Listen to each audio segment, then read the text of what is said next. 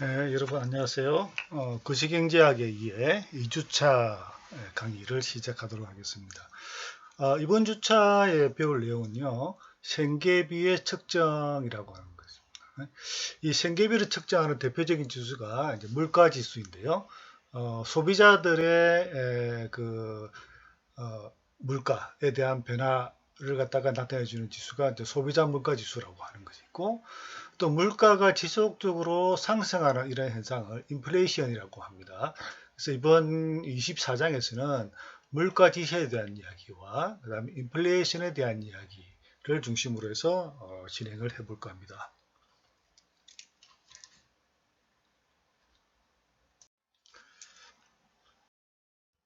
자, 그래서 이제 이 장의 주요 배울 내용들에 대해서 하나하나 살펴보죠.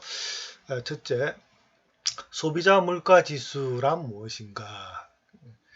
이걸 이제 Consumer Price Index라고 해서 줄여서 CPI라고 합니다. 그래서 이제 이 소비자 물가 지수를 보고 이 지수가 작년에 비해서 상승했다 혹은 하락했다로 하는 그런 그 통계를 가지고 인플레이션이 발생했다, 혹은 물가가 내려가는 디플레이션이 발생했다. 물가 수준을 나타내주는 그런 지수이다. 그래서 이 여기에 대한 정의에 대해서 배우고요. 그러면 이제 소비자 물가 지수가 우리 앞선 시간 이제 GDP 배웠잖아요. GDP도 완벽한 지표는 아니다. 이제 모든 것을 다 나타내주는 지표는 아니다는 그런 이야기했죠. 소비자 물가 지수도 여러 가지 이제 문제점들이 있습니다. 측정상에서 여러 문제점이 있는데 이런 것들이 무엇인가 하는 이야기하고, 그다음 우리 앞선 시간에 이제 GDP를 배울 때 GDP 디플레이터라고 하는 용어를 배웠습니다. 그죠? 여러분 기억나시는지 모르겠습니다. 기억이 안 나신다면 다시 한번 1주차 강의를 한번 다시 리마인드 한번 해주세요. GDP 디플레이터라고 하는 것을 배웠는데 이것도 이제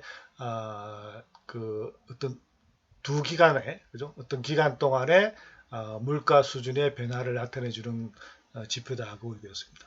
마찬가지로 소비자 물가 지수도 또한 물가의 변화를 나타내는 지수입니다. 이제 둘 다 물가를 나타내주는 대표적인 지수인데 각각 그 선의 용도가 다르다. 여기서 의미하는 바가 조금씩 다르다 하는 것이고요. 그 어떤 차이가 있는가에 대해서 배우는 것이고요. 그 다음에 우리가 소비자 물가 지수를 이용해서 다른 십증 간의 금액을 어떻게 비교할 수 있는가. 예를 들어서 짜장면, 20년 전에 짜장면 가격, 예를 들어서 그게 한 20년 전이니까 한 2,000원 한다고 합시다. 2,000원이라 20년 전에 2,000원의 짜장면 가격을 지금 현재의 가격으로 환산하면 얼마가 되겠는가 하는 이야기죠. 그래서 이제 지금 현재 짜장면이 얼마나요? 조금 뭐 가격마다 좀 차이가 나겠지만 보통 5,000원 정도 하죠. 자, 그래서 20년 전에 20년 전에 짜장면 한 그릇 2,000원이 지금은 5,000원 한다는 이야기죠.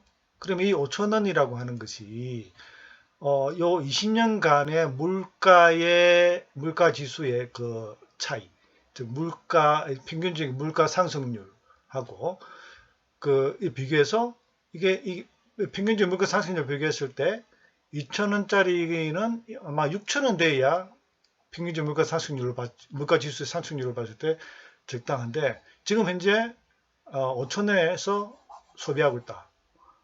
혹은 또 반대로 이제 이게 4,000원이 적당한 건데 이게 5,000원으로 이제 판매되고 있다. 그러면 다른 물가 수준보다는 뭐 1,000원 더 비싸다 혹은 1,000원 더 싸다 이렇게 판단할 수 있겠죠. 이제 이렇게 해서 이제 물가 지수를 배움으로써 이런 두 십정 간의 금액의 가치, 화폐 가치의 차이를 갖다가 비교해 볼 수가 있습니다. 자, 그 다음에 이제 인플레이션. 자, 물가가 지속적으로 상승하는 현상을 인플레이션이라고 했는데, 인플레이션이 발생하게 되면 그 나라의 이자율에도 큰 영향을 미치게 됩니다. 그래서 그 이자율과 인플레이션의 어떤 관계에 대해서 알아보고요. 그 인플레이션이 발생하게 되면 일반적으로 소득의 재분배가 발생합니다. 그래서 소득이 이제 있는 곳에서 적은 곳으로 혹은 반대의 경우도 발생할 수도 있겠죠. 이렇게 소득의 재분배가 일어나는데 왜 이런 현상이 일어나는가에 대해서 이 문장을 통해서 이제 살펴보도록. 자, 첫 번째 이제 소비자 물가 지수에 대해서 배워봅시다. 소비자 물가 지수는 Consumer Price Index의 약자입니다. 그래서 이 머리 글자를 따서 CPI라고 해요. 그래서 소비자 물가 지수라고 하지만 CPI 이렇게도 많이 표현을 합니다. 그래서 꼭 같이 여러분들 외워두시면 좋겠습니다. 자, 소비자 물가 지수는 무엇인가? 그 정의가 이렇습니다. 대표적인 소비자가 구입하는 재화와 서비스의 전반적인 비용을 나타내주는 지표다. 그렇게 볼 수 있습니다. 그래서 대표적인 소비자가 구입하는, 그러니까 이제 소비자 자체가 대표적인 것이 아니라 일반적으로 우리 소비자가 어떤 재화나 서비스를 갖다가 구입하는데 그 종류가 무궁무진하게 많지 않습니까? 근데 이제 종류별로 본다면 뭐 식료품이 있겠죠. 그죠? 식료품. 그다음에 그 주거에 관련된 주거 비용이 있을 것이고 그다음에 뭐 교통비, 그죠? 교통비가 있을 것이고, 그죠? 그다음에 뭐 의류, 그죠? 의식주니까 의류 등등 이렇게 이제 재화나 서비스의 종류를 이렇게 몇 가지로 이제 이렇게 그 종류별로 나눌 수가 있겠죠. 그 중에서 우리가 식료 중에서도 우리가 소비하는 식료품이 뭐 그 셀 수 없도록 많지 않습니까? 그런데 이 많은 셀 수 없을 정도의 이 많은 식료품을 모두 다 가격을 다 이제 조사해 가지고 지수화하는 거, 지수화로 산출하는 것이 아니라는 얘기죠.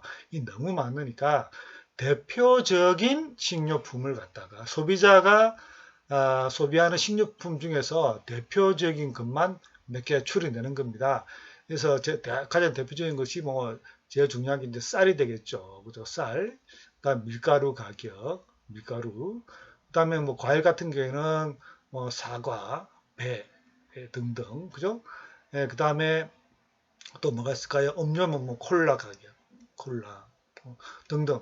이런 이제 몇 가지의 대표적으로 소비하는 재화를 갖다가 골라내는 거예요. 그러니까 예를 들어서 그 우리나라 사람이 뭐 소비하는 식료품 가지수가 만약에 10,000개가 있다고 합시다.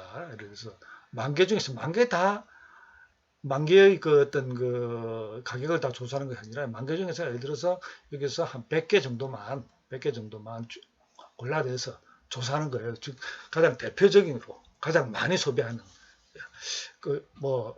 그래서 이제 이런 대표적으로 소비자가 구입하는 재화나 서비스의 전반적인 가격 변화를 갖다가 나타내주는 지표가 소비자 물가지수다. 그래서 이 소비자 물가지수를 통해서 시간 경과에 따른 생계비의 변동, 이 생계비가 이제 물가가 되겠죠. 물가의 변동. 뭐 한 달 전 혹은 3개월 전 혹은 1년 전에 비해서 물가가 어떻게 변했는가를 나타내주는 것이 이제 소비자 물가 지수이고, 이 소비자 물가 지수를 근거로 해서 인플레이션율을 측정합니다. 소비자 물가 지수가 나와야 인플레이션율을 알 수가 있다.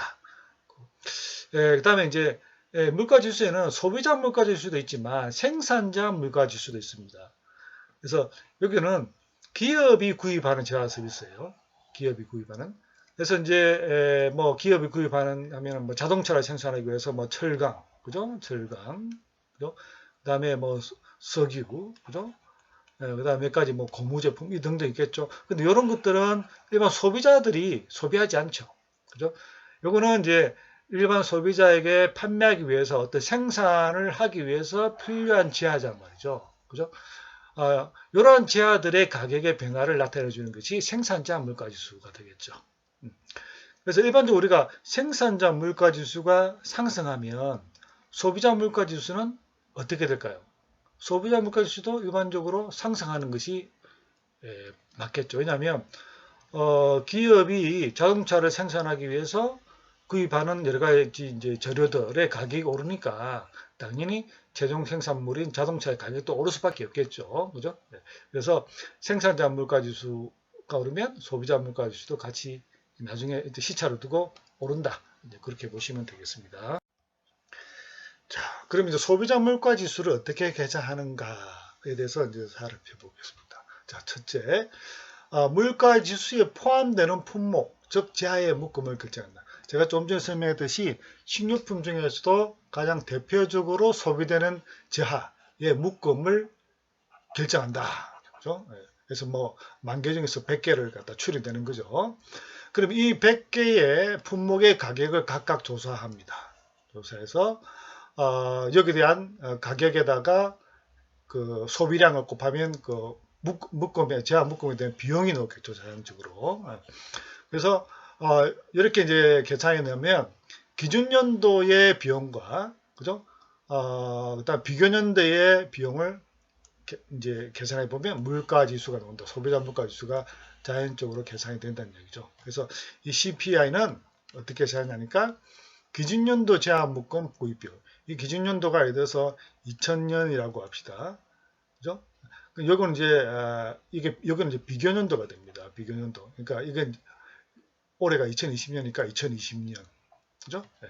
그래서 보통 이렇게 보다는 보통 물가 지수는 이제 1년 단위라니까 이거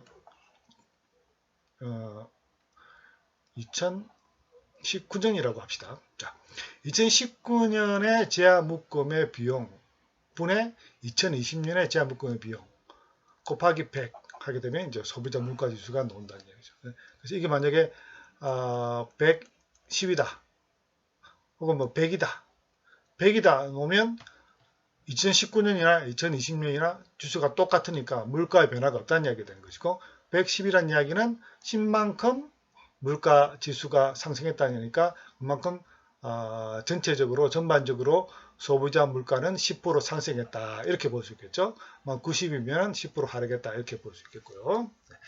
자, 그러면 이런 계산법을 여러분 머릿속에 넣고 이제 실제로 한번 계산을 한번 그 전에 요 몇 가지 요건 이제 미국의 소비자들의 소비 지출 묶음 즉 미국 소비자들은 제한화 서비스를 주로 어떤 그 품목의 제한화 서비스를 많이 구입하느냐 그러니까 전체 소비주 중에서 42%가 주거 비용입니다. 이게 이제 월세 혹은 렌트비 그다음에 주택을 구입하게 되면 거기에 따른 매달 나가는 이제 원리금 이런 것들이 되겠죠. 소득에 비해서. 그 다음에 이제 교통비로 16%가 지출되고 있고요. 식료품, 음료품으로 15%, 그 다음에 의료, 교육통신, 이렇게 이제 레크레이션이 이제 6%. 이렇게 이제 미국의 전형적인 소비자들은 그죠? 소비 항목이 이렇게 나눠지더라 하는 이야기고요. 자, 그럼 우리나라 볼까요? 우리나라 2016년에 도시근로자 가구당 월 평균 소비지출을 보니까 전체 소비지출 중에서 가장 많이 소비하는 것이 뭡니까? 음식과 숙박, 그죠? 그 다음에 식음료, 그죠? 그 다음에 이제 기타를 빼고 그 다음에 이제 교통비, 그다음 교육비, 주거 수도 광열, 의료, 보건, 의류, 신발, 오락, 문화 이런 식으로 이제 되겠습니다. 그래서 나라마다 조금씩 퍼센테이지는 다른데 어쨌든 소비 지출의 어떤 항목은 거의 비슷하다 그렇게 보시면 되겠고요. 자, 이걸 해서 아까 이 소비자 물가 지수의 변화를 가지고 인플레이션을 갖다가 낸다겠습니다. 그러니까 여기 이제 2020년이라고 보고 2000년도가 2019년이라고 본다면 자, 이게 2019년이 되겠죠. 자, 2019년의 CPI 분의 2020년 CPI 빼기 2019년 CPI 곱하기 100 하면 2020년의 인플레이션율이 이제 계산되는 거예요. 자, 이 식도 일단 머릿속에 넣어놓고요. 다시 넘어가겠습니다. 자, 이제 소비자 물가 지수와 인플레이션을 이제 계산하는 방법. 우리가 앞서 이제 GDP 계산할 때와 같은 항목인데요. 자, 2016년, 17년, 18년에 각 품목별 가격이 있습니다. 핫도그와 햄버거를 소비한다고 보면 각각의 이제 가격 1달러에서 2달러 혹은 3달러 이렇게 상승했고 햄버거는 2, 3, 4 순으로 이제 가격이 올랐죠. 자, 이걸 가지고 이 고정된 제한묶음, 제한묶음이 고정되어 있다는 이야기 뭐냐면 아까 식료품에서 그에서 10,000개 정도 되는 데에서 한 100개 정도를 추려서 이제 계산한다 그랬잖아요. 그럼 요 묶음은 수시로 변하진 않아요. 보통 5년 내지 10년 단위로 한번 이 묶음 자체를 변합니다. 왜냐하면 매번 이렇게 조사할 수 없으니까 이 100개만 이렇게 조사하는 건 5년에서 10년 사이는 요 사이는 요 100개만 조사하는 거예요. 근데 이제 시기가 지나다 보면 예를 들어서 소비자들 취향이 바뀌어 가지고 요 안에 100개 안에 들어갔던 품목이 빠지고 새롭게 소비지 않았던 게 이제 들어올 수도 있는 거죠. 이렇게 하면 다시 지하의 묶음을 다시 재조정하는 겁니다. 그래서 이 재조정하는 기간 이내에는 얘는 제한 묶음이 고정되어 있다 그런 이야기예요. 자, 그래서 여기서 핫도그와 햄버거의 소비로 이제 고정되어 있다고 보고 계산해 보겠습니다. 자, 2016년에 이 핫도그와 햄버거를 소비하는 데 드는 비용을 봅시다.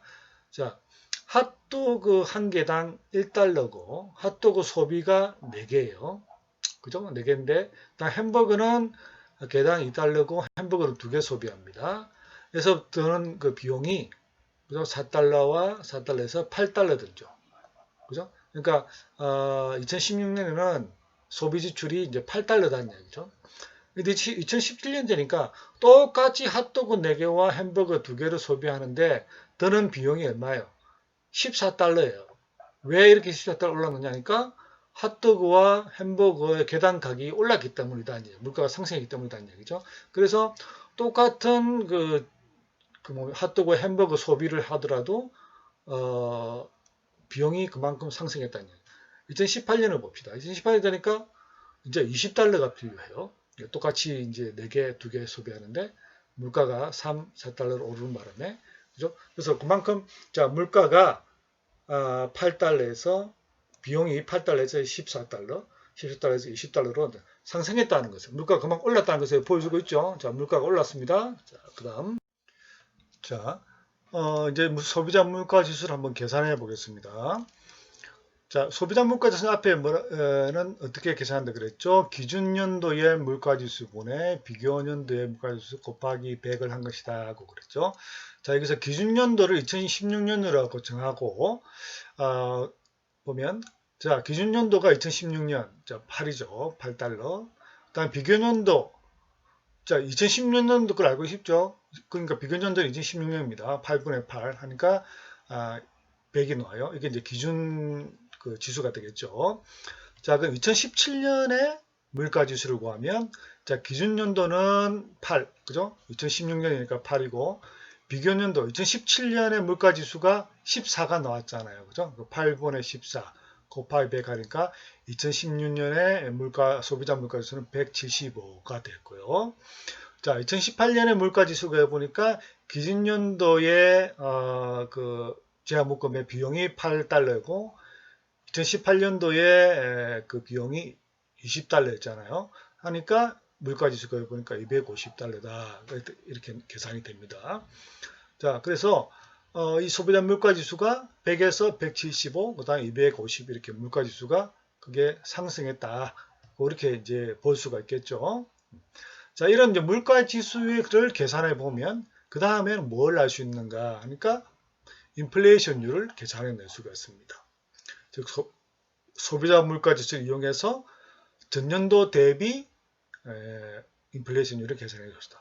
자, 2017년의 인플레이션율을 구해 보니까 이 인플레이션은 뭡니까? 그 전년도 그다음에 비교년도 빼기 전년도가 되죠. 곱하기 100이죠.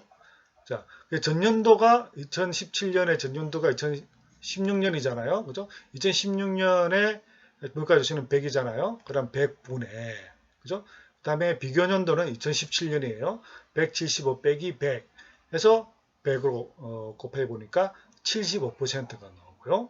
2018년에 전년도 대비 인플레이션 보니까 2018년도에 전년도는 2017년이니까 2017년에 물가지수 175분의 비견년도 2018년 250 빼기 175 해보니까 43%다 이렇게 나와요.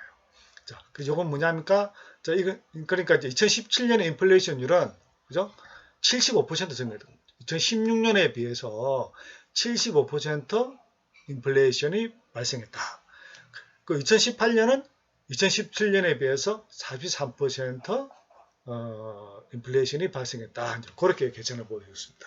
그래서 소비자 물가 지수를 계산하고 이걸 가지고 인플레이션율을 또 우리가 계산해서 알 수가 있다. 이 이야기입니다. 그 다음 넘어가겠습니다.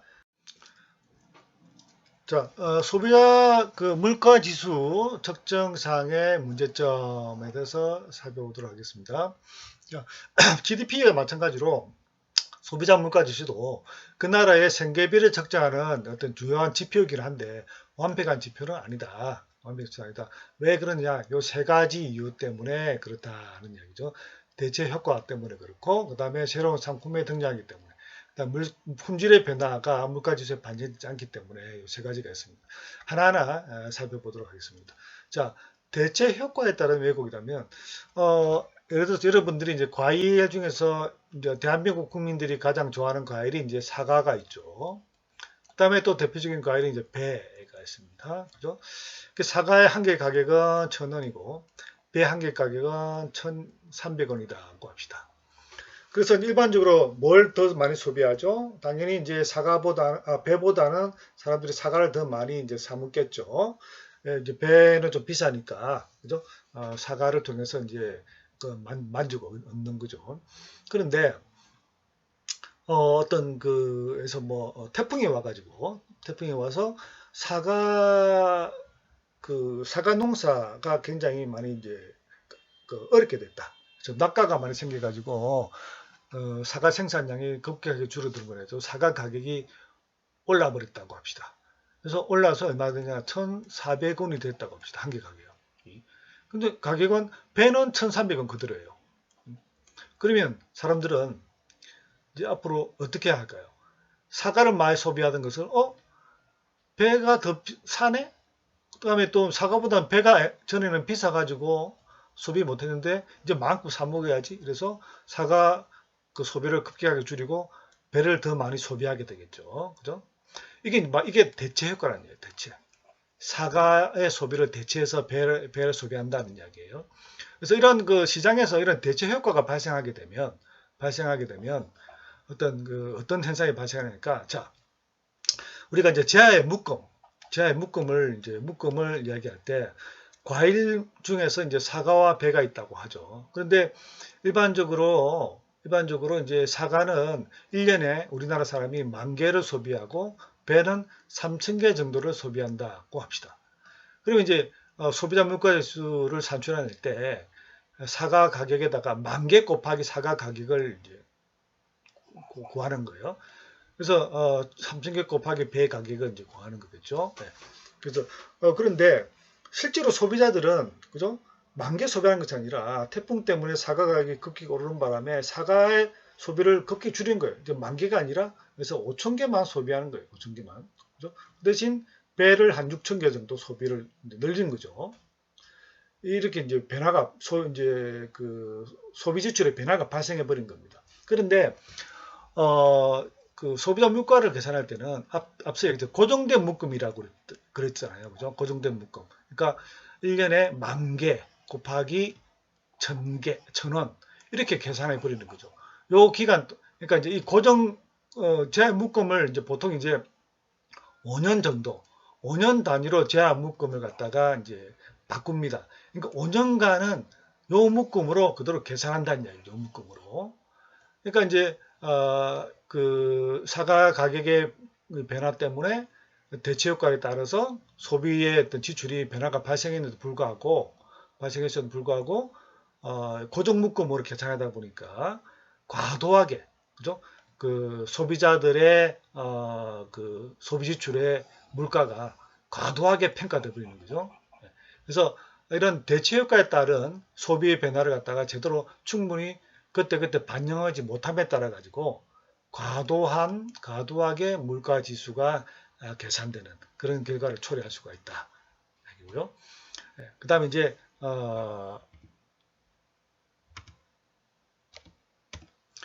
새로운 상품이 등장했을 때도 이제 그 왜곡이 발생할 수 있는데, 예를 들어서 여러분들 이제 다 스마트폰은 다 가지고 계시잖아요.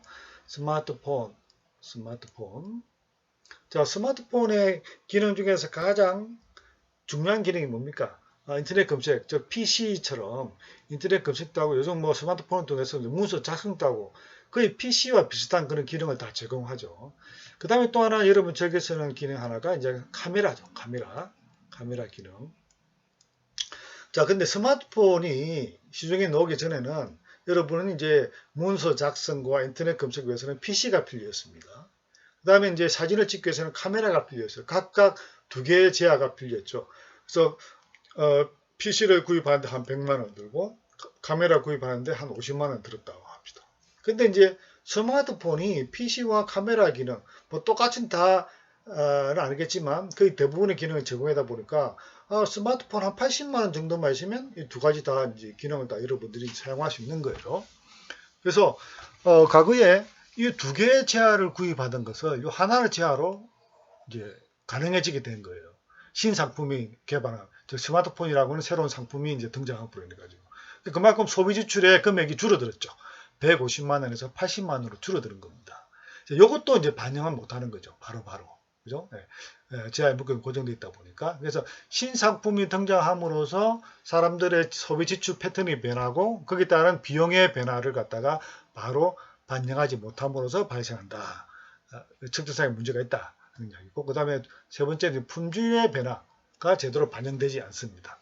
그래서 그 제품에 A라고 하는 제품이 이제 기술이 개발돼 가지고 여기서 그 과거의 A라는 제품보다 더 좋은 그 B라는 제품이 나왔는데 또 비용도 또한 이게 100만 원짜리가 50만 원으로 반값임에도 불구하고 그죠? 같은 품질의 제품을 갖다 구입할 수 있다. 그러니까 이렇게 되면 또 그만큼 생산 지출 비용의 감소가 발생할 수 있는 거죠. 근데 이제 소비자 물가 지수는 고정되어 있다 보니까 이걸 그때 바로바로 반영 못하게 만들어 가지고 그 왜곡 현상이 발생한다. 그래서 요 세 가지로 인해 가지고 일반적인 물가 수준보다도 소비자 물가 지수가 더 높게 평가할 수가 있다는 얘기죠. 그래서 학자마다 조금 견해가 다르긴 한데 일반적으로 이제 일반 물가 수준보다도 소비자 물가 수준이 1% 정도 더 과대평가하더라. 그렇게 이제 평가를 하고 있습니다. 그래서 그 CPI 소비자 물가 지수는 일반적인 물가 수준의 변화율보다 1% 정도 좀 더 높게 평가하는 경향이 있다. 그렇게 이제 보여주는 것이고요. 이 이유는 바로 이 세 가지 이유 때문에 그렇다고 하는 것입니다.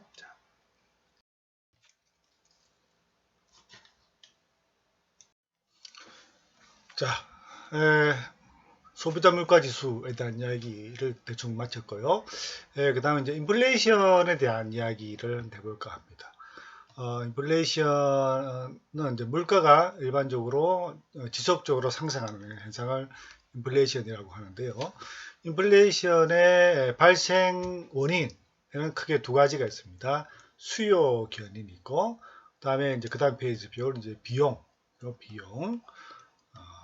견인, 비용 혹은 뭐 공급 측면이다. 이제 그렇게 배열을 합니다. 비용 견인 인플레이션 이렇게 두 가지로 나눠집니다. 즉, 이야기는 이제 수요의 변화 때문에 이제 인플레이션이 발생한다는 원인과 공급, 즉 비용이 증감으로써 혹은 공급이 감소함으로써 혹은 증감으로써 공급이 감소함으로써 이제 인플레이션이 이제 발생한다. 이제 두 가지가 있는데요. 우선 수요 견인 인플레이션부터 살펴보죠. 보통 물가 수준의 상승은 경제의 생산 능력보다 총 지출이 더 클 때 발생한다. 자, 우리가 앞 시간에 이제 수요 공급 곡선에서 예를 들어서 어떤 제하에 이게 이제 수요 곡선 디맨드, 이게 이제 서플라이 공급 곡선이 있다고 했죠. 이 제하의 가격은 수요 공급이 만나는 점, 요점이 이제 수요와 공급량이 같아지는 거죠. 요점에서 P0 균형 가격이 결정이 된다고 그렇게 했잖아요. 근데 그 경제의 생산 능력보다, 즉 공급보다, 공급은 그대로 일정한데 총 지출, 여기 이제 수요라 그래요. 수요가 더 많을 때, 어떤 제하에 대해서 제하의 공급량은 일정한데 수요가 증가하기 때문이다. 수요가 증가하게 되면 이 수요 곡선이 오른쪽으로 이동합니다. 이제 이렇게 이 점선 D 다시 점으로 이 곡선이 그려지게 되죠. 이렇게 되면 공급은 그대로인데 수요는 늘어났단 말이죠. 그러니까 이 제하의 가격은 P0에서 P1으로 상승하게 되겠죠. 그죠? 네. 그래서 수요 견인, 수요가 증가함으로써 물가가 상승하는, 이건 이제 수요 견인 인플레이션이다. 이제 그렇게 표현하죠. 이러한 인플레이션이 굉장히 빠르고 또한 장기간 계속 지속되는 그런 경우가 있다. 이런 경우는 수요 견인이라기보다는 수요가 증가하기 때문에 빠르고 장기간 지속되는 인플레이션이 발생하는 것보다는 아주 빠른 인플레이션, 즉 인플레이션 속도가 굉장히 빠르고 그 다음에 오랜 기간 동안의 인플레이션이 지속되는 것은 무엇에 의한 것이냐 하면 중앙은행, 우리나라의 경우는 한국은행이 되겠죠. 그건 각 나라의 중앙은행이 통화를 과도하게 발행했기 때문이다. 우리가 한국은행이 이제 원을 많이 찍어내 가지고 시중에 유통시키기 때문이다. 미국 같은 경우에는 미국의 연방준비은행에서 달러를 너무 과도하게 찍어내서 이제 시중에 유통시키기 때문에 발생하는 것이다. 그래서 이제 빠르고 장기간에 걸친 인플레이션은 대부분의 경우는 그 중앙은행이 자기네 나라의 통화를 많이 발행해서 유통시키기 때문에 발생하는 현상이다. 그렇게 이제 보여지고 있고요. 그 수요 견인이라보다는 이제 그렇게 이제 구분지어서 발생 원인을 이제 보게 됩니다. 예, 그다음에 이제 이러한 그 초과 수요가 발생하게 되면 생산물의 가격은 증가, 즉 초과 수요가 발생하게 되면 가격이 이제 오르게 되는 것이죠. 그래서 이제 수요 견인 인플레이션이 발생하더라. 이제 인플레이션이 발생하는 그 원인에는 비용 인상 인플레이션입니다. 이게 이제 공급 측면의 인플레이션입니다. 주어진 지출 수준에서 단위당 생산 비용이 증가하기 때문에 물가 상승이 발생하는 거예요. 그래서 생산 비용이 증가하게 되면 기업의 입장에서는 그만큼 이윤이 줄어들게 되겠죠. 그 이윤 줄어드니까 공급은 어떻게 하겠습니까? 공급을 감소시키겠죠. 다시 이제 수요 공급 구조를 그리면 수요는 일정한데 생산 비용이 증가하기 때문에 이윤이 줄어들어서 공급을 줄이겠죠. 그리고 공급량이 줄어든다는 이야기는 이 S 곡선이 왼쪽으로 이동하게 됩니다. 그래서 이렇게 S 다시점으로 이동하게 되겠죠.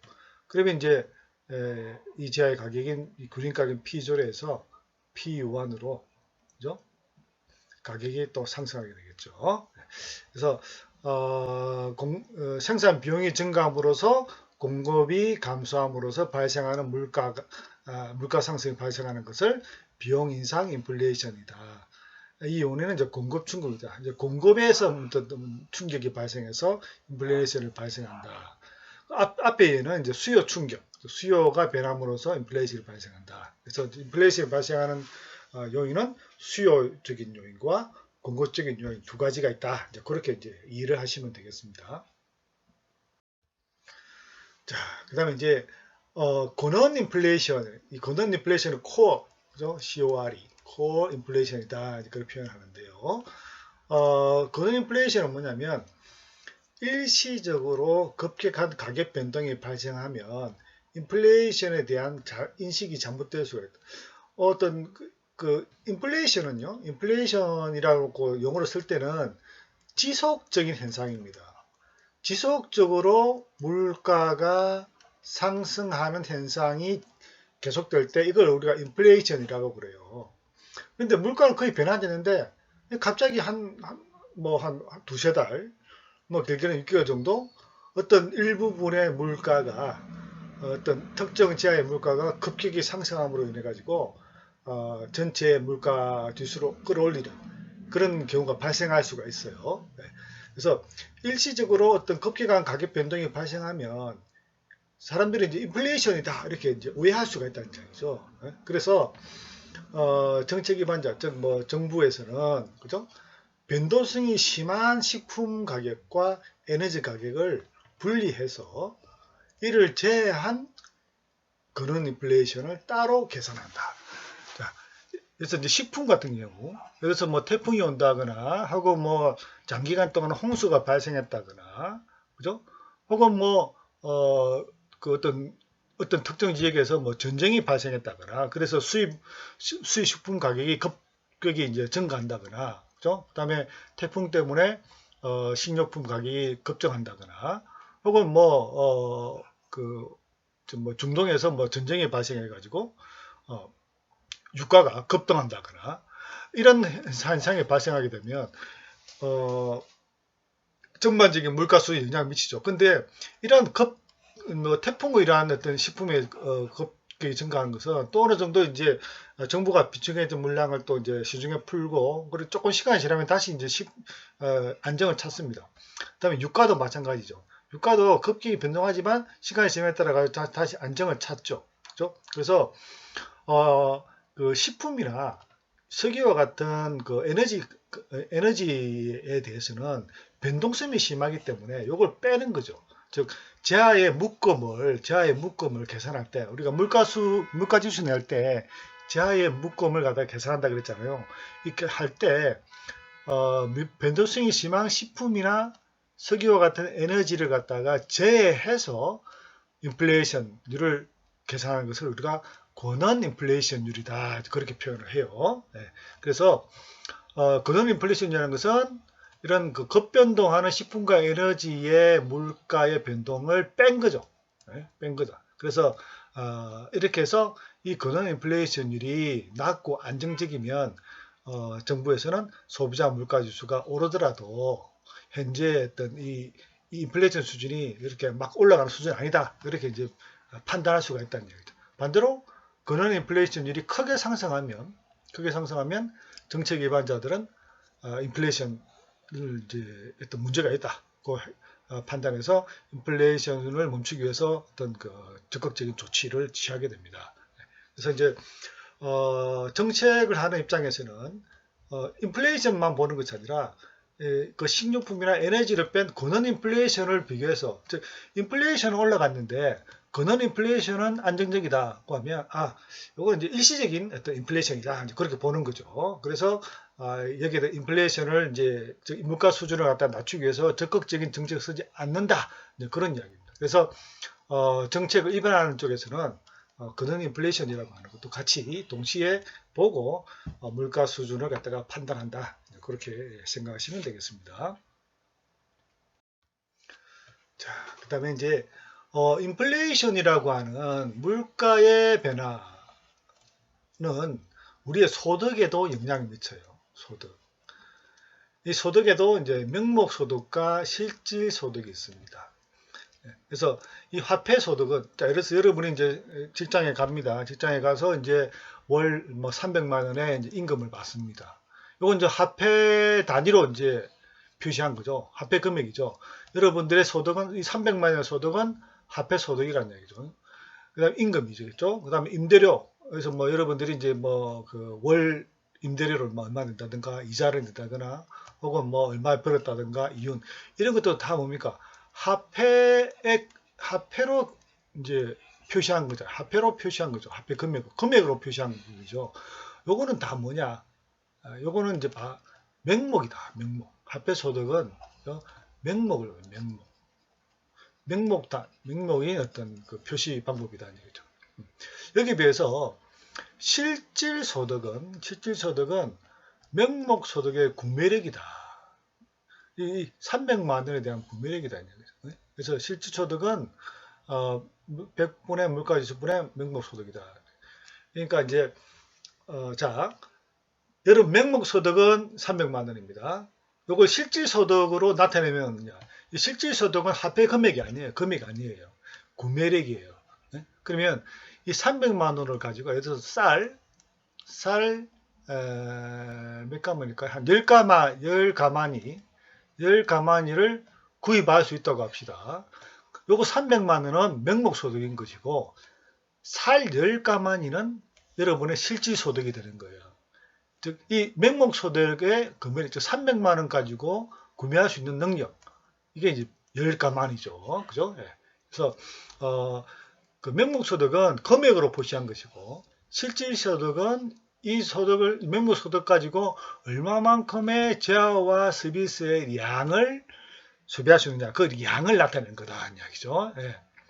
자, 그래서 인플레이션이 발생했다 해서 경제의 전반적인 실질소득, 즉 총구매력이 반드시 변하는 것은 아니다. 자, 위의 등식에서 명목소득과 가격지수가 같은 비율로 상승하면 실질소득은 변하지 않는다. 즉, 명목소득과 여기에 물가지수가 같은 비율로, 그죠? 오르가 내리면, 요건 이제 값은 똑같겠죠. 분모와 분자가 같으면 이게 변함이 없지 않습니까? 그죠? 그 말이에요. 예. 그래서, 그, 인플레이션이 발생하게 되면, 물가가 올라간다는 이야기죠. 물가가 올라간다는 이야기는 재화와 서비스의 가격이 상승한다는 이야기예요. 자, 그런데 여러분들의 명목소득은 300만 원입니다. 300만 원이고 이걸로 살 10가마니를 살 수 있어요. 그런데 그러면 이제 한 가마니당 이제 30만 원이 되겠죠. 그죠? 30만 원이 되겠죠. 그런데 살 가격이 올랐습니다. 자, 32만 원이 됐습니다. 그러면 얼마예요? 이게 화폐로 나타나면 320만 원이 되는 거예요. 그죠? 그죠? 그러면 여러분들이 살 10가마니를 소비하기 위해서는 전에는 300만 원이 필요했는데 이제 320만 원이 필요해지게 되는 겁니다. 이 이야기는 뭐예요? 자, 명목소득은 300만 원 그대로인데 여러분들의 실질소득은 증가했나요? 감소했나요? 실질소득은 감소한 겁니다. 자, 이제 10가마니를 소비 못하게 되는 거죠. 9가마니보다 조금 더 많은 살을 소비할 뿐이죠. 그러니까 물가가 오르면, 즉 인플레이션이 발생하면 여러분들의 실질소득은 감소하게 돼요. 아시겠죠? 예. 명목소득은 그대로 300만 원 변함했지만 실질소득은 감소하게 된다는 이야기예요. 자, 이거 넘어가고요. 자, 그래서 여기서 예상하지 못한 인플레이션은 실질소득과 부의 재분배를 초래할 수 있다. 자, 이게 무슨 이야기냐? 인플레이션이 우리가 예상될 수 있는 인플레이션이 있고 예상되지 못하는 인플레이션이 있습니다. 즉, 그 한 해 1년 동안의 인플레이션율을 한 3% 정도로 예상을 했는데 이게 6%, 실제로 1년 지나 보니까 6%더라. 6%의 상승이 발생했다. 는 이야기는 뭐예요? 명목소득은 그만큼 낮아진 거고, 명목소득은 그대로인데, 그죠? 명목소득은 그대로인데, 실질소득은 그만큼 낮아진다는 건 이야기죠. 그래서 인플레이션 발생하게 되면 그만큼 화폐 가치가, 돈의 가치가, 그죠? 돈의 가치가, 화폐의 가치가 떨어진다는 것을, 인플레이션이 발생하면 화폐의 가치가 떨어진다는 것을 의미해요. 그죠? 그래서 이제 이런 인플레이션이 예상보다 훨씬 더 많이 진행되게 되면 여러분들의 실질 소득이 감소하고, 그죠? 따라서 부의 재분배, 즉 여러분들의 부가, 그죠? 더 적어지게 되는 거죠. 그 결과 누군가는 이득을 보고 누군가는 손해를 본다. 자, 이득을 보는 누군가는 누구겠습니까? 그죠? 화폐 가치 떨어진다. 이제 가격이 오르니까 재화의 가격이 오르는 거죠. 그죠? 이 재화의 가격이 오르니까 재화를 가지고 있는 사람, 재화를 보유하고 있는 사람은 더 이득을 보겠죠. 예를 들어서 한 가마니당 30만 원 받고 팔았던 것은 32만 원을 받고 팔 수 있으니까. 그죠? 그러니까 사를 가지고 있는, 지하를 보유하고 있는 사람은 이득을 보는 것이고, 지하를 소비하는 사람은 손해를 보게 된다는 얘기예요. 이런 의미에서, 지하를 가지고 있는 사람과 없는 사람의 부의 재분배가 발생한다. 그런 이야기예요. 그 다음에 예측된 인플레이션 하에서는 사람들이 미리 대비하기 때문에 예상하지 못할 경우에 이런 실질소득과 부의 재분배가 발생하지만 충분히 예측되는 인플레이션 하에서는 사람들이 미리 대비한다. 얘기죠. 그러니까 이 재분배 효과를 피하거나 완화시킬 수 있다. 즉 무슨 이야기냐 하면 자 1년에 인플레이션율이 3%로 예상이 된다. 근데 실제로도 이 3%다. 얘기죠. 그러면 3%가 인플레이션이 3%는 이야기는 화폐의 가치가 그만큼 3% 떨어진다는 것을 의미하죠. 그럼 내가 지금 현재 100만 원을 갖고 있지만 1년 지나면 이 화폐의 가치는 97만 원밖에 안 된다는 이야기예요. 네? 그러니까 3만 원의 어떤 가치가 감소한다는 것을 의미하기 때문에 만약에 여러분들이 1년 만기에 예금을 맡긴다고 합시다. 은행에 예금한다 그러면 최소한 1년 지나면 100만 원이 97만 원밖에 안 되기 때문에 그죠? 최소한 이자율이 3%가 되면 그죠? 3%가 되면 이게 이제 3% 즉 3만 원의 이자를 받으면 100만 원이 이제 만들어지겠죠. 그죠? 그러니까 여러분들은 인플레이션이 예측될 때는 미리 투자할 때 이 인플레이션만큼의 수익률을 요구하는 거예요. 즉 그 정도 되는 곳에 투자하게 된다는 이야기죠. 그렇게 해서 이 투자에 성공하게 되면 이런 인플레이션에서 발생하는 소득의 감소와 부의 재분배를 갖다가 피하거나 완화시킬 수가 있다. 이제 그런 이야기가 되겠습니다. 예. 자, 그럼 이제 누가 손해보고 누가 이익을 보나를 다시 한번 정리해보죠. 자, 예상하지 못한 인플레이션은 고전소득자, 저축자, 그 다음에 채권자에게 손해를 줍니다. 손해를 주죠. 자, 고전소득자는 뭐냐? 월 300만 원의 수입이 고정되어 있다. 인플레이션 발생하게 되면 화폐 가치가 떨어지니까 그만큼 소득이 일정한 사람의 실질 소득은 감소하겠죠. 그죠? 저축한 사람은 뭐냐? 저축한 사람은 100만 원을 저축해서 1년 있다가 인플레이션율만큼 이게 97만 원이 되는 거죠. 3만 원만큼의 가치 하락을 가져오게 되죠. 그래서 저축 자산의 실질 가치가 줄어들어 버려요. 인플레이션이 발생하게 되면 저축하는 사람은 손해배고. 근데 이제 이자가 만약에 뭐 6%다 그러면 3% 이익이 발생하겠죠. 그런데 이자율보다 물가 상승률이 더 높다면 그만큼 저축한 사람도 손해보게 된다는 이야기고요. 그 다음 채권자들은 가격이 상승하죠. 물가가 상승하게 되면 화폐의 구매력은 감소하겠죠. 화폐 가치가 감소하기 때문에 채권자의 실질소득은 감소한다. 자, 인플레이션율이 3%예요. 3%인데 실제 이제 인플레이션 예기치 못하게 인플레이션 만약에 6%가 됐다고 하죠. 근데 이제 어떤 돈 있는 사람이 그죠? 한 100만 원을 어떤 사람에게 이제 대출을 빌려줬는데 대출 이자를 3%로 하죠. 자, 1년 정도 지나면 화폐 가치의 변화가 3% 하락할 거니까 3% 이자를 갖다가 이제 받고 대출해 주기로 했다고 합니다. 그런데 실제로 이게 이런 6% 인플레가 발생한 거예요. 그러면 나중에 이 돈을 이제 그 100만 원 1년 있다가 100만 원을 갖다가 회수한다고 하더라도 여기 또 3% 이자 합해가지고 103만 원이 되겠죠. 회수한다 하더라도 이것보다 그 화폐 가치는 6% 더 하락하기 때문에 그죠? 하락하기 때문에 100만 원 이하의 화폐를 갖다가 실질적으로 여러분들 소득이 발생하게 되는 거죠. 네. 그래서 인플레이션이 많이 발생하게 되면 인플레이션율이 오르면 오를수록 고정소득자, 저축자, 그다음 채권자가 손해를 보게 되고요. 반대로 누가 영향을 받지 않거나 이득을 보나 하면 변동소득자, 소득이 고정되어 있지 않는 사람, 저 300만 원인데 이게 이제 400만 원으로 올랐다. 이런 사람들은 영향을 받지 않거나 이득을 볼 수 있겠죠. 그 다음에 이제 그래서 그 다음에 채무자, 돈을 빌린 사람은 만약에 100만 원을 빌려서 이자 3%로 해가지고 나중에 103만 원을 1년 후에 갚아주기로 했다고 합시다. 그런데 여기서 6%의 인플레가 발생했어요. 화폐 가치는 100만 원이 얼마로 된 거예요? 94만 원이 된 거예요. 화폐 가치는. 여기서 3% 해봐야 이게 3%, 3만 원이 되겠죠. 결국 나중에 갚아줘야 되는 돈은 97만 원밖에 안 돼요. 100만 원 빌려가지고 나중에 97만 원만 갚아주면 된다는 이야기가 되죠. 그래서 돈을 빌린 사람은 전보다 더 적은 가치로 갚아주기 때문에 부채를 지은 사람은 실질적인 부담을 줄일 수가 있다. 이렇게 해서 재분배, 부의 재분배, 그죠?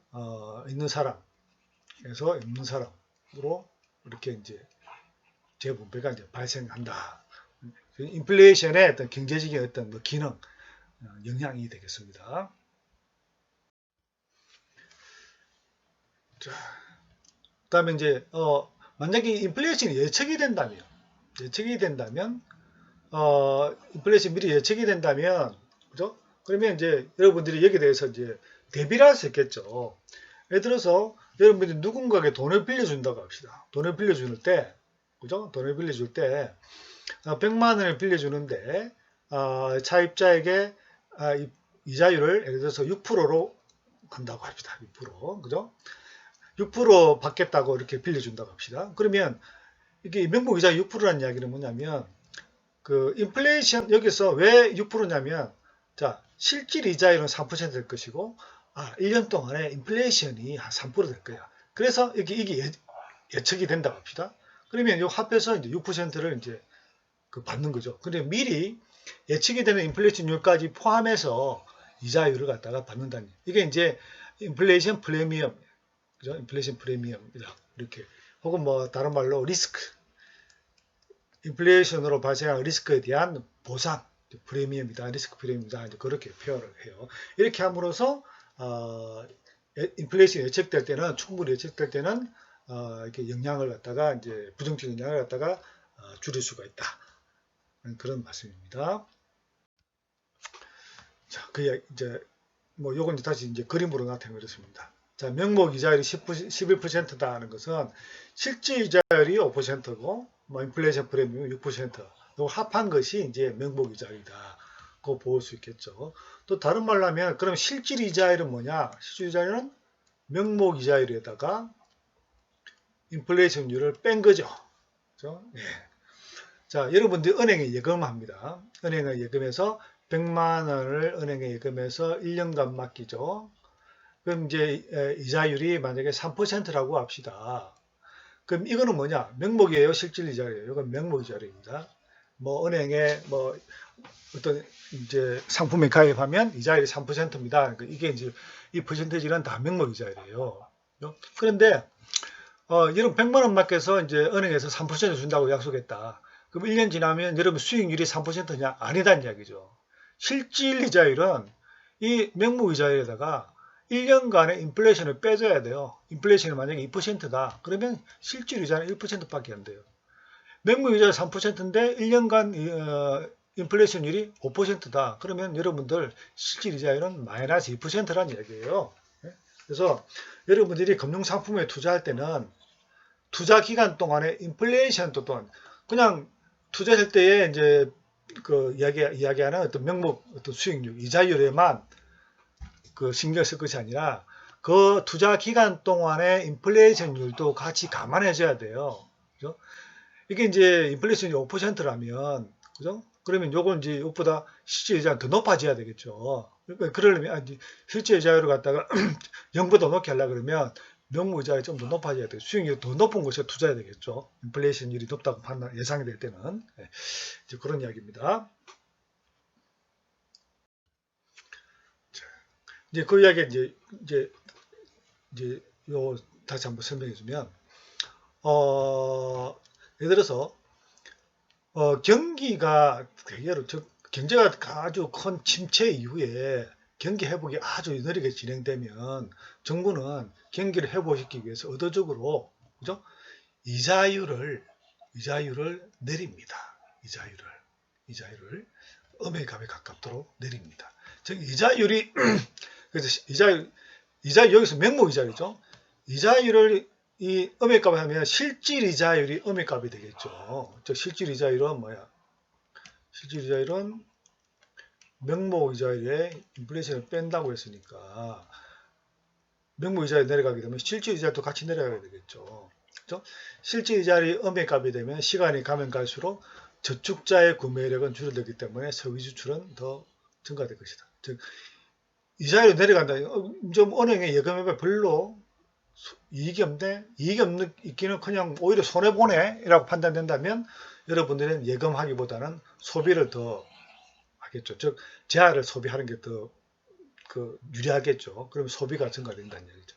그래서 우리가 이제 지금처럼 경기가 안 좋을 때는 정부가 계속 이자율을 낮추는 것은 소비 지출을 늘리기 위해서다.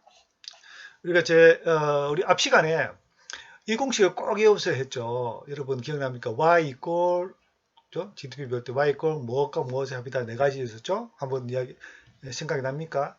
첫째 C가 있고 I가 있고 그 다음에 G가 있고 NX가 있다고 그랬죠. 자, C는 소비고 요거는 기업 투자, 요거는 정부 지출, 요거는 순수출을 의미한다 그랬어요.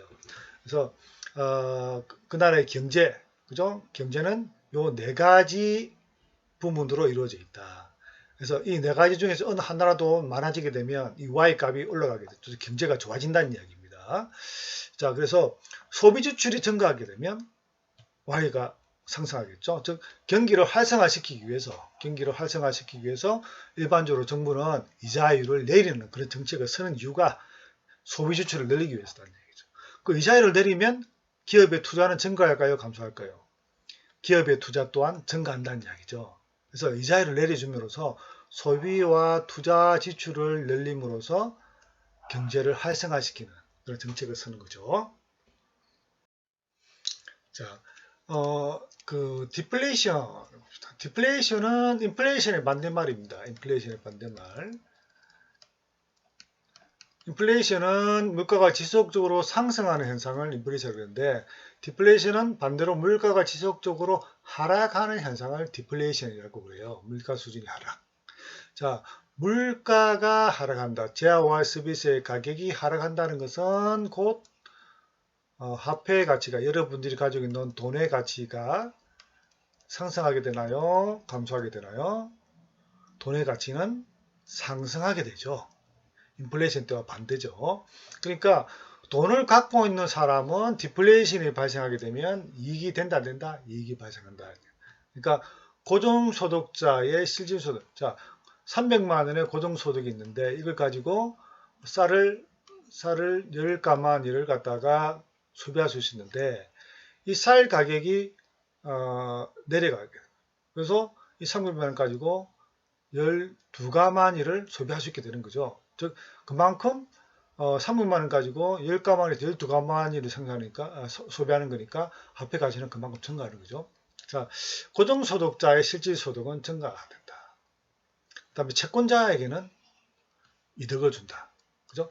그러니까 이자율이라고 하는 것은 채권자가 채무자에게 돈을 빌려주고 받는 이자율은 명목이자율이잖아요. 명목이자율. 명목이자율은 실질이자에다가 그러니까 인플레이션을 합한 거죠. 그죠? 그러니까 이제 인플레이션 뺀 거죠. 뺀 건데 이게 이제 오히려 마이너스가 되니까 마이너스 인플레이션이 되니까 마이너스 플러스가 되니까 이제 명목이자율이 올라가게 되는 거죠. 그래서 돈을 빌려준 사람에게는 이득이 되고 채무자에게는 화폐 가치가 그만큼 상승했으니까 그만큼 더 많은 돈을 갚아줘야 되는 또 손실이 발생할 수가 있다는 이야기죠. 네.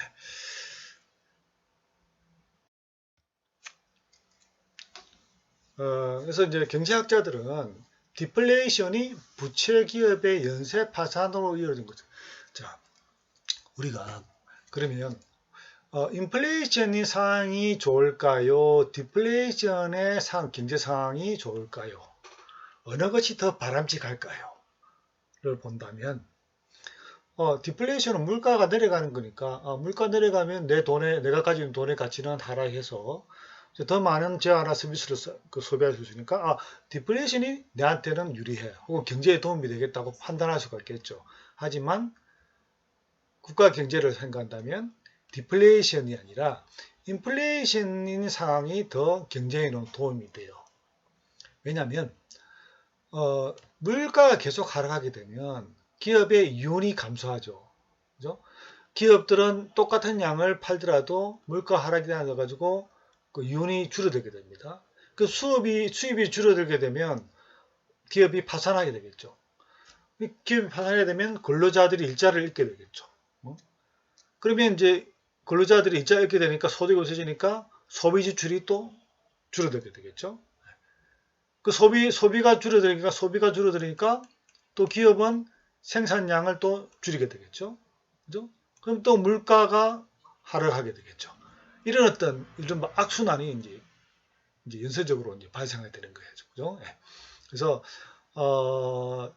그 경제는 디플레이션의 현상보다는 인플레이션이 훨씬 더 좋아요. 예.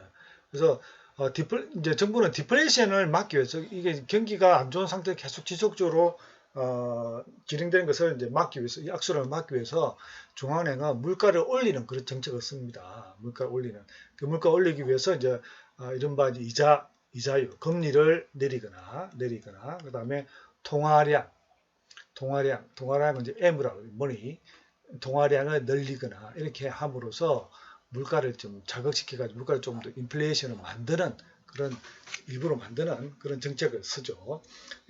그래서 이제 물가가 이제 상승하면 물가가 상승하게 되면 기업은 그 물가가 상승함으로 인해 가지고 화폐 수입이 늘어나게 되고 그다음에 생산을 늘리게 되겠죠. 그러면 근로자들의 일자리가 늘어나게 되겠죠. 근로자들이 소득이 증가하게 되니까 소비가 늘어나게 되겠죠. 소비가 늘어나니까 또 생산 늘리겠죠. 그죠? 그다음 또 물가가 조금씩 오르겠죠. 단 이런 물가 상승은 어느 그 바람직한 수준 하에서 물가가 뭐 10% 20% 이렇게 아주 급격히 오르는 것이 좋은 것이 아니라 보통 이제 물가 좀 그 경제 성장에 따라서 적정한 수준의 물가 상승률을 보면 한 3 내지 5% 정도의 인플레이션율. 이거는 뭐 적정한 수준이다 그렇게 이제 봅니다. 물론 이제 나라마다 조금씩 이제 이 수치가 높은 나라가 있고 낮은 나라가 있습니다만 경제학자들은 보통 3에서 5% 정도의 인플레이션율은 그렇게 높은 인플레이션율이 아니다고 판단합니다. 적정한 수준이다 그렇게 판단해요. 그래서 이제 이런 이제 디플레이션이 발생했을 때는 요 정도의 인플레를 물가 상승을 만드는 정책을 이제 쓰게 되는 것이죠. 자, 그다음에 이제 비용 인상 인플레이션가 실제 원유 등 핵심 생산 자원들의 가격이 갑자기 상승하게 되면 생산 비용이 상승하게 되죠. 그럼 비용 인상 인플레이션이 나타나게 됩니다. 이렇게 해서 물가가 상승하게 되면 그죠? 소비량이 감소하게 되겠죠.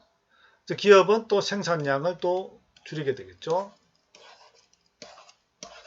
생산을 줄이게 되고 그러면 또 실업은 또 증가하게 되겠죠. 그래서 이제 비용 인상 인플레이션은 생산을 줄여둔 실질 소득을 다시 이제 재분배하는 그런 효과가 있다. 얘기고요. 이건 넘어가도록 하겠습니다. 자, 그래서 그 완전 고용과 경제 성장 이게 이제 그 경제 정책의 최대 목표죠. 즉 실업을 줄이고 이제 고용률을 늘리고 경제가 지속적으로 성장하는 이게 이제 경제 정책의 목표인데 이러기 위해서는 총 지출이 뭐죠? Y죠. Y. CIGNX. 그죠? CIGNX. 이게 총 지출이죠. 이걸 이제 충분히 커야 이 값이 커야 Y 값도 커지는 거죠. 이러기 위해서는 어느 정도의 완만한 인플레이션이 필요하다. 이런 완만한 인플레이션은 완전 고용과 지속적인 경제 성장을 위해서 지불해야 되는 아주 작은 대가. 이 완만한 인플레이션 없이 완전 고용과 경제 성장을 기대하기 어렵다는 이야기죠. 그래서 똑같은 정책도 과도한 지출, 완전 고용, 경제 성장, 완화 인플레이션 등이 지출 부족이나 실업 경기 시장 디플레이션보다도 훨씬 더. 그래서 디플레이션을 나는 것보다는 지출이 과다하더라도, 그죠? 완만한 인플레이션을 만들 수 있다면 이게 더 좋은 정책이다. 그런 이야기가 되겠습니다. 자, 그 다음에 또 하나는 하이퍼 인플레이션이에요. 하이퍼 인플레이션은 HYPER 인플레이션. 하이퍼 인플레이션. 이거 이제 한국말로 하면 초인플레이션이다.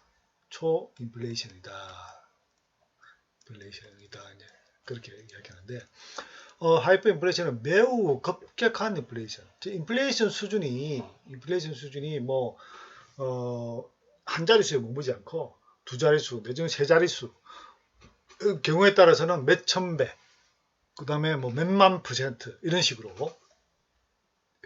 물가가 아주 상상 초월할 정도로 이제 폭등하는 그런 현상을 하이퍼 인플레이션이라고 그래요. 근데 이 하이퍼 인플레이션이 발생하게 되면, 발생하면 생산, 그 다음 고용, 파국적인 결과를 줍니다. 그 경제가 완전 다 망가져 버리죠. 그래서 이 하이퍼 인플레이션 동안에는 물가가 급격하고 불균등하게 치솟는 현상이 일반적이다. 이렇게 되면 물가가 급격히 상승하게 되면 화폐 가치는 떨어진다고 그랬잖아요. 그러면 화폐는 거의 종이 조각이 돼버리고요. 거의 쓸모없이 돼버려요. 그래서 이제 뭐 뭔가 제하나 서비스를 구입할 때 이 화폐는 거의 쓸모없어지죠.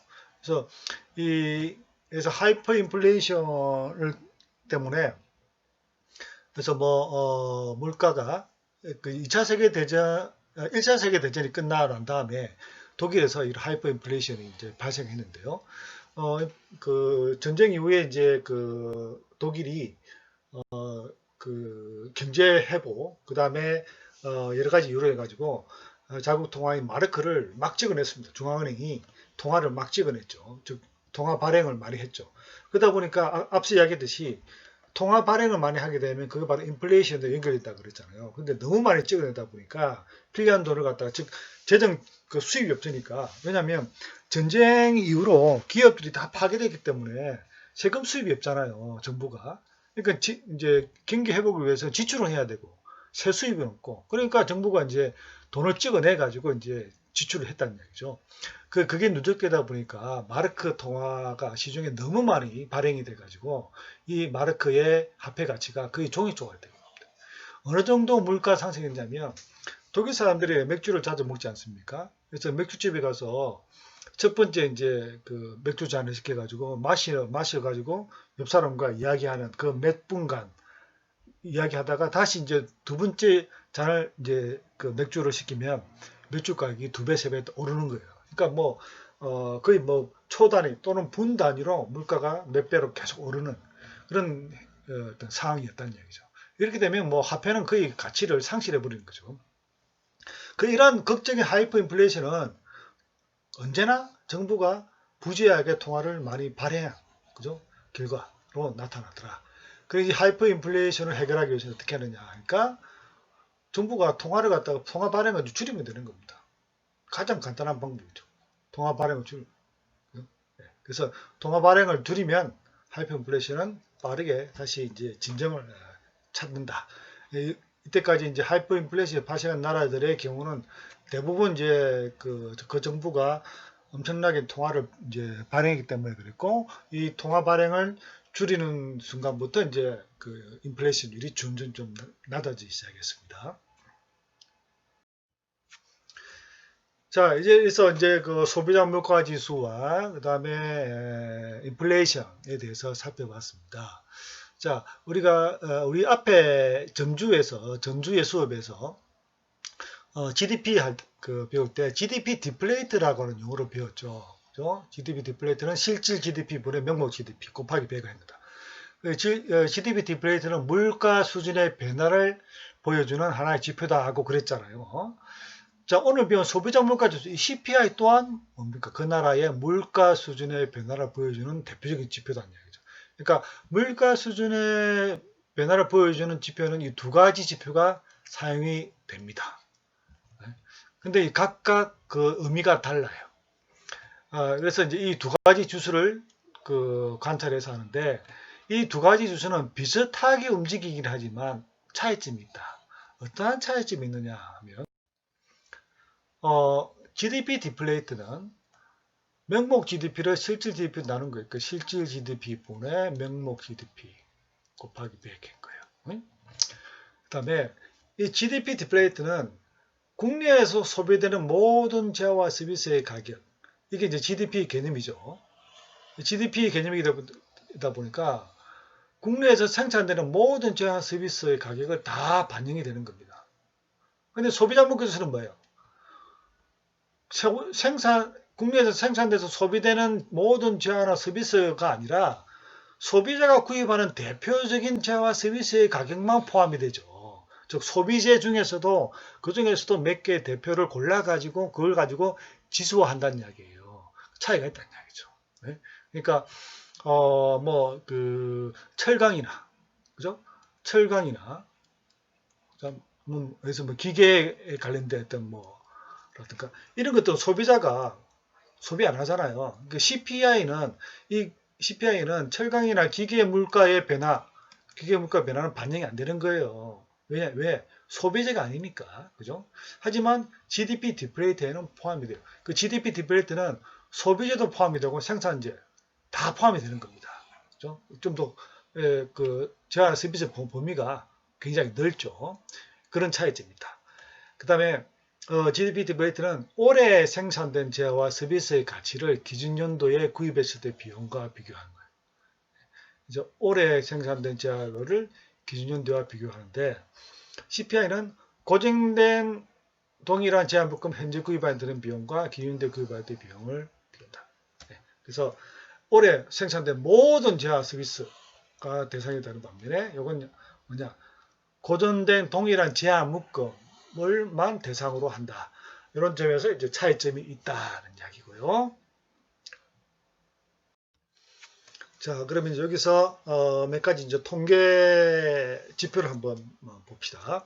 자, 인플레이션을 나타내는 지표에는 CPI와 GDP 디플레이트가 있다고 그랬죠. 자, 근데 이제 미국의 1965년부터 1915년까지의 CPI와 GDP 디플레이트의 변화를 추이를 보여주고 있습니다. 자, 여기 보세요. 그 CPI하고 GDP 디플레이트가 거의 비슷하게 움직이고 있죠. 거의 같이 움직이죠. 물론 조금의 차이는 나긴 하지만 거의 같이 움직이고 있다는 것을 알 수가 있습니다. 그죠? 알 수가 있죠? 그리고, 자, 그러니까 CPI와 GDP 디플레이트는 물가의 변화를 나타내 주는데 아주 비슷하게 다 같이 잘 서있는 지표다는 것을 이 통계를 통해서 알 수가 있고요. 자, 그 다음에 이 부분 보세요. 이 부분. 여기도 그렇고, 그죠? 이제, 요거는 거의 같이 움직이죠. 이게 이제 좀 차이가 좀 크죠? 특히 여기는 아주 크죠? 그죠? GDP 디플레이트의 변화율은 여기서는 한 10% 조금 안 돼, 한 9% 정도인데, 이때 보니까 한 14% 정도 되는 거예요. 차이가 많이 나잖아요. 이거는 왜 그럴까요? 왜 이런 걸까요? 자, 바로 제가 앞전에서 설명해 드렸습니다. CPI는 어떤 재화를 반영한 물가지수라고요? 소비재, 그죠? 소비자가 소비하는 소비재를 반영한 것이고 GDP 디플레이트는 소비재와 생산재 모든 걸 다 포함한 개념이라고 그랬습니다. 그죠? 소비재와 생산재의 물가 변화는 9%인데 소비자만 따져보니까 14%예요. 그 이야기는 뭐냐? 생산재보다는 소비재의 물가 상승이 요 시기에 훨씬 더 컸다는 이야기죠. 그죠? 네. 그래서 이제 이 CPI가 더 높게 나타나 보이는 거예요. 네.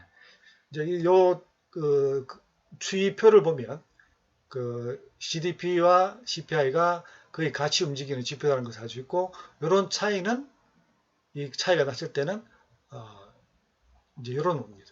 예를 들어서 이게 만약에 이게 CPI고 이게 GDP고 여기 이게 거꾸로 주황색이 CPI고 이 파란색이 CPI인데 이게 GDP고 이 파란색이 CPI가 요 밑에 있다고 합시다. 그럼 요 차이가 발생하겠죠. 요거는 뭐냐? 요건 뭐냐면 소비자보다는 생산자의 물가 수준이 굉장히 더 급히 올란 시기다는 것을 이제 보여주고 있는 것이죠. 아시겠죠? 자, 그럼 우리나라의 상황을 볼까요? 우리나라도 미국과 마찬가지로 소비자 물가지 CPI고 GDP, DPI 거의 비슷하게 움직이죠. 거의 같이 움직입니다. 그죠? 그래서 이제 둘 다 물가 수준의 인플레이션, 물가 수준의 변화를 나타내는 둘 다 똑같이 유용하게 사용된다. 것을 이제 여기서 보여주고 있고요. 자, 그 다음에 이제 세계 주요국의 소비자 물가의 상승률을 한번 살펴봅시다. 보면 전년 동기 대비해서 우리나라는 0.7% 전년 동기 대비, 그죠? 그러니까 6월 기준이니까 올해 6월을 봤을 때, 자, 이제 이게 작년 6월에 비해서 작년 6월 달에 소비자 물가 지수보다는 올해 물가 지수가 6월 달에 물가 0.7% 올랐다 하는 그런 이야기가 되는 겁니다. 자, 그래서 우리가 0.7%고 프랑스 1.2, 미국, 독일, 호주가 1.6, 홍콩이 3.6, 멕시코가 3.9 돼 있죠. 그러니까 이제 여기 이제 비교적 CPI 지수가 높은 나라들이고 우리는 조금 거의 변동이 없다고 볼 수 있겠죠. 그리스 같은 경우에는 마이너스, 이른바 디플레이션이 발생한 거죠. 디플레이션. 그리스가 경제가 상황이 좋지 않지 않습니까? 상당히. 그러다 보니까 경기가 굉장히 안 좋기 때문에 소비가 줄어들고, 그래서 생산도 줄어들고, 그래서 물가가 하락하고, 이런 어떤 현상인 겁니다. 그 다음 볼까요? 우리가 인플레이션을 배움으로 인해 가지고 우리가 뭘 또 알 수 있느냐, 그러니까 서로 다른 시점의 금액을 비교해 볼 수가 있습니다. 즉, 자, 1931년에 미국 프로야구에서 그 당시에 그 야구 선수 중에서 제일 유명한 선수가 이제 베이브 루스, 별명이 이제 홈런 왕이죠. 홈런을 몇 년째 제일 많이 홈런을 친 그런 선수가 베이브 루스라고 하는 유명한 선수가 있었는데요. 이 사람이 1931년 당시의 연봉이 그때 돈으로 8만 달러였어요. 8만 달러. 이 1931년에 베이브 루스의 연봉 8만 달러를 2015년도의 금액으로 환산하면 얼마일까를 계산해 보니까 한 125만 달러 정도 돼요. 그럼 이거 어떻게 계산하느냐 하니까, 자, 현재 금액을 알라 그러면, 그죠? 비교전, 즉 기준연도가 이거 T년도. 이게 이제 1931년에 그거 되겠죠? 금액. 이게 이제 8만 달러죠. 그죠? 8만 달러. 곱하기 1941년의 물가지수가 15.2입니다. 자, 15.2. 2015년도의 물가지수는 237이에요. 237. 이거 계산해 보니까 뭐냐? 124만 7,368달러가 되더라. 이야기예요. 달러다. 그러니까 과거의 어떤 과거의 금액을 현재 금액으로 환산할 때는 서로 다른 연도의 물가 수준을 비교해 보면 논다는 이야기죠. 자, 그래서 2015년도에 그 베이브 루스의 연봉을 120만 달러니까 이게 많으냐 적으냐 한번 보세요. 이게 많은 겁니까 적은 겁니까? 그 당시 이제 그 미국 프로 야구 선수 중에서 가장 몸값이 비싼, 그죠? 연봉이 가장 높은 거였죠. 지금 미국 프로야구에서 연봉이 가장 높은 선수가 이제 커시오라고 하는 투수인데, 그죠? 다저스의 커시오라는 투수죠. 이 다저스의 연봉이 한 300만, 1000만 달러 넘죠. 그죠? 1000만 달러 넘죠. 거기에 비해 보면 베이브 루스의 연봉은 높지 않은 그런 연봉을 받았다. 그렇게 볼 수 있겠죠. 근데 이제 이게 미국 프로야구의 시장 규모가 커지다 보니까 그만큼 이제 높은 연봉을 감당할 수 있는 그 구단도 많이 생기고 스폰서도 많이 생기다 그러다 보니까 연봉이 많이 올라갔다 이제 그렇게 이제 볼 수가 있겠죠. 자, 그다음에 이제 이 생계비의 지역 격차도 존재합니다. 물가 지수가 특히 이제 우리나라는 적은 나라 그 규모가 적지만 미국 같은 경우에는 땅덩어리가 워낙 크지 않습니까? 그런데 이 소비자 물가 지수가 그 주마다 조금씩 다 달라요. 그래서 각 주마다 물가가 조금씩 다르다. 이게 이제 생계비가 지역 격차가 발생해요. 그러니까 이제 보통 이제 동부나 서부 지역보다는 남부나 중부 지역의 그 물가가 조금 낮아요. 그러니까 이제 그 동부나 서부에 이제 바다에 면한 뭐 캘리포니아라든지 그다음에 이제 워싱턴주, 뉴욕주 이런 그 주들이 물가가 높죠. 그런 이유는 이 저하나 서비스나 주거 서비스 가격이 다르기 때문이다. 이런 어떤 이야기고요. 그래서 이제 보면 요쪽에 있는 보면은 이제 이게 서부와 동부 지역의 어떤 도시들이죠. 주들이죠. 여기는 뭡니까? 중부 내지는 남부 지역에 속해 있는 어떤 주들이 이제 이런 물가 지수가 낮다, 높다 보여주죠. 그 다음에 이제 가겠습니다. 자, 그 다음에 이제 명목이자율과 실질이자율 아까 했잖아요, 그죠? 그래서 명목이자율은 뭐냐? 그러니까 실질이자율은 뭐냐니까 명목이자율에다가 인플레이션을 뺀 거다. 그래서 우리가 여러분들이 투자를 할 때 명목이자율, 명목 수익률만 보시면 안 되고 요 투자 기간 동안의 인플레이션율을 감안해서 인플레이션율을 포함한 이자, 즉 수익이 중요하다는 이야기, 실질이자율. 그래서 앞으로 여러분들이 이제 투자할 때는 실질 수익률 내지는 이자율을 좀 더 감안해서 생각해 주셔야 되겠다 하는 그런 이야기입니다. 넘어갈게요. 자, 미국의 실질이자율과 명목이자율을 봅시다.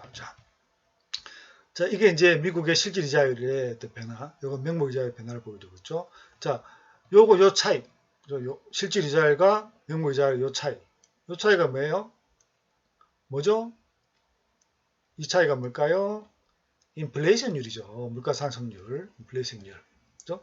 그 실질이자라는 것은 여기에다가 요걸 뺀 거니까. 그죠?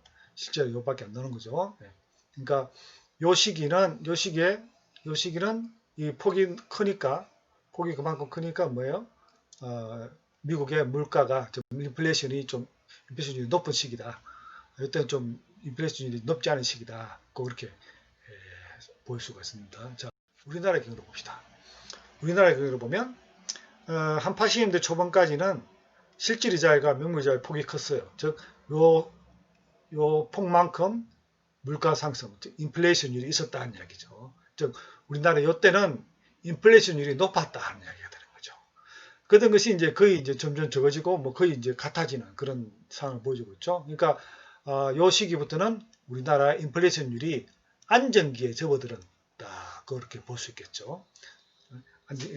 뭐 1, 2%, 3% 내에서 이제 왔다 갔다 하는 그런 안정기에 접어들었다. 그렇게 볼 수 있겠죠.